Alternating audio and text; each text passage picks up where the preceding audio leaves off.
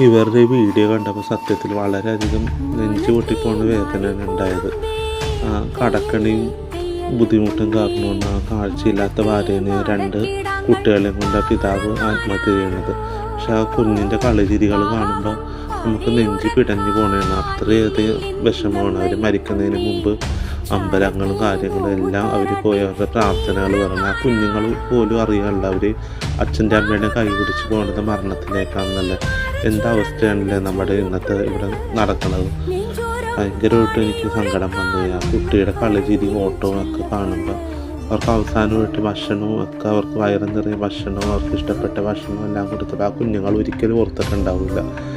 അവർ നാളെ ഉണ്ടോ ഇല്ല എന്ന് പോലും അവർക്കറിയാത്തൊരവസ്ഥ ചിന്തിക്കാനേ പറ്റുന്നില്ലല്ലേ. കുടുംബത്തിന് അത്രയേറെ ബുദ്ധിമുട്ടുകൾ കൊണ്ട് തന്നെ ആയിരിക്കും അങ്ങനെ കാണിച്ചേക്കുന്നത്.